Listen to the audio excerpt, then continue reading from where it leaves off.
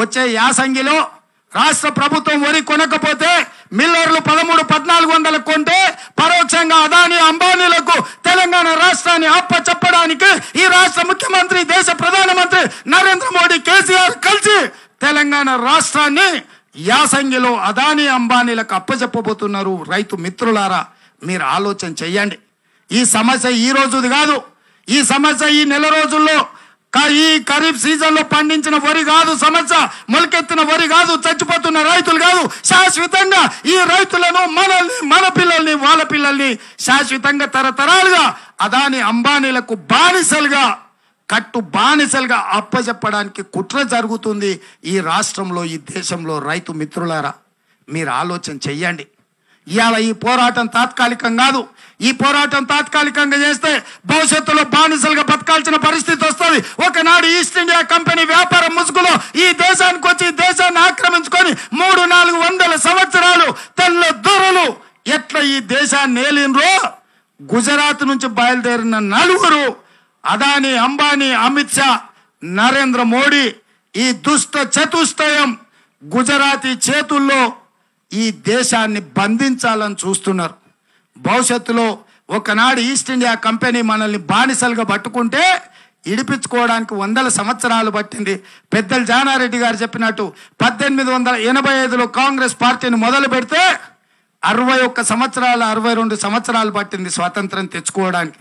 ఇవాళ ఒకవేళ అదాని అంబానీలకి దేశాన్ని అప్పచెప్తే ఎన్ని 100 సంవత్సరాలు పడుతుందో వాళ్ళ నుంచి విముక్తి కలగడానికి ఒక్కసారి ఆలోచన చేయండి. మనకొచ్చిన స్వాతంత్రాన్ని, కాంగ్రెస్ పార్టీ ఇచ్చిన స్వేచ్ఛను వదులుకుందామా?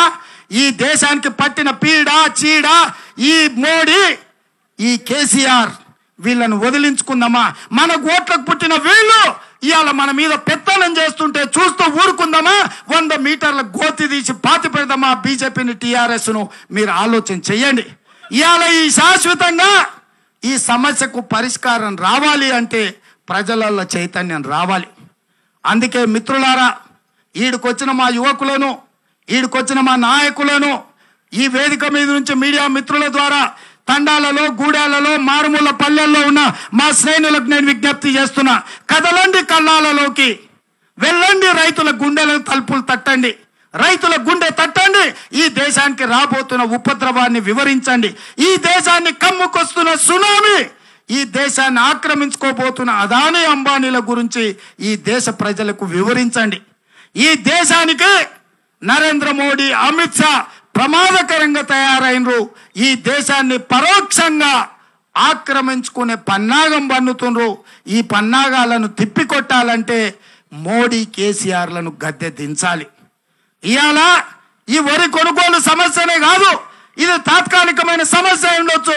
భవిష్యత్తులో శాశ్వతంగా మన జీవితాలను తనఖా పెట్టబోతుండ్రు అదాని అంబానీలకు. భూమి మనదే, శ్రమ మనదే, చెమట మనదే, రక్తం మనదే, ప్రాణాలు మనవే. ప్రాణప్రదంగా పండించిన పంట కొనటోడు లేక మన ప్రాణాలను సైతం అదాని అంబానీలకు అప్పజిప్పాల్సిన పరిస్థితి దాపురించింది. ఇవాళ 75 సంవత్సరాల స్వాతంత్రం వచ్చిందని సంబరాలు చేసుకోవాలనా? 75 సంవత్సరాల తర్వాత తిరిగి బానిసలుగా బందీ అవ్వబోతున్న మన బతుకులను చూసి బాధపడాలనా? ఈ దేశ సమాజం అంతా ఆలోచన చెయ్యండి. ఇవాళ ఇక్కడున్న మా రైతు మిత్రులకు విజ్ఞప్తి చేస్తున్నా. ఇవాళ రైతు వ్యతిరేక నల్ల చట్టాలను నరేంద్ర మోడీ గారు వెనక్కి తీసుకున్నారు. రేపు పార్లమెంట్లో మొట్టమొదట అదే చట్టాన్ని పెట్టబోతుడు. దీనికి కారణం నరేంద్ర మోడీ కాదు, దీనికి కారణం ఢిల్లీ సరిహద్దులో వేలాదిగా పంజాబ్, హర్యానా, ఉత్తరప్రదేశ్, బీహార్ ప్రాంతాల నుంచి లక్షలాది మంది రైతులు కదం తొక్కి ఢిల్లీని చుట్టుముట్టి నరేంద్ర మోడీ మెడలు వంచిండ్రు. 14 నెలలు ఆ రైతులు 750 మంది ప్రాణాలు అర్పించిండ్రు. ఎండకెండిండ్రు, వానకు తడిసిండ్రు, చలికి వణికిండ్రు, వందలాది మంది ప్రాణాలు ఇచ్చిండ్రు. అయినా వెనక్కి తగ్గలే. సరిహద్దుల్లో ఇండియా, పాకిస్తాన్, ఇండియా, చైనా సరిహద్దులో సైనికులు ఏ విధంగా అయితే దేశాన్ని పహారగాసి కాపాడినరో, ఢిల్లీ సరిహద్దులో ఈ దేశంలో ఉండే రైతుల కోసం, రైతు హక్కుల కోసం, రైతుల ఆత్మ గౌరవం కోసం వేలాది లక్షలాది మంది కదం దొక్కిండ్రు. కాబట్టి ఇవాళ మోడీ వెనక్కి తగ్గిండు. ఆ రైతులకు ఉన్న స్ఫూర్తి మనకు లేదా? నేను అడుగుతున్న మా మిత్రుడు అనిల్ని, పెద్దలు సుదర్శన్ రెడ్డిని, నిజామాబాద్ జిల్లా రైతులు ఆత్మగౌరవానికి ప్రతీక. హర్యానా పంజాబ్లో రైతులకి ఏ పోరాట స్ఫూర్తి ఉందో నిజామాబాద్ ఆదిలాబాద్ ఆ ప్రాంతంలో ఉండే రైతులకు ఆ స్ఫూర్తి ఉంది. ఇవాళ పసుపు బోర్డు కావచ్చు, ఎర్రజొన్నల గిట్టుబాటు ధర కావచ్చు, మొక్కజొన్నల గిట్టుబాటు ధర కావచ్చు, మిర్చి కావచ్చు, లేకపోతే పత్తి కావచ్చు, కందులు కావచ్చు, వరి కావచ్చు, వీటన్నిటికీ గిట్టుబాటు ధర ఇచ్చినప్పుడు రైతు ఎందుకు పండించాడు? మీరు ఆలోచన చేయండి. ఇవాళ ఈ ప్రభుత్వం అంటుంది వరి పండించొద్దని. వరి పండించాం, ఏం పండించాలని ప్రభుత్వం చెప్పాలి కదా. పండించిన పంటకి ఏం ధర కొనుక్కుంటాడో చెప్పాలి కదా. పండించేది చెప్పడు, పండించిన దానికి ధర చెప్పడు. కానీ పండిస్తున్న వరి మాత్రం వద్దంటున్నాడు. వరి వద్దన్నోడు మనకు అవసరమా? వరి వద్దన్నోడు మనకు అవసరమా? వరి వద్దన్నోడు మనకు అవసరమా? మనం పండించే పంటను వద్దన్నోడు మనకు కావాలా? మనం తెచ్చుకున్నాడు కదా, మనం ఎక్కించినోడు కదా, మనం గద్దె దించలేమా?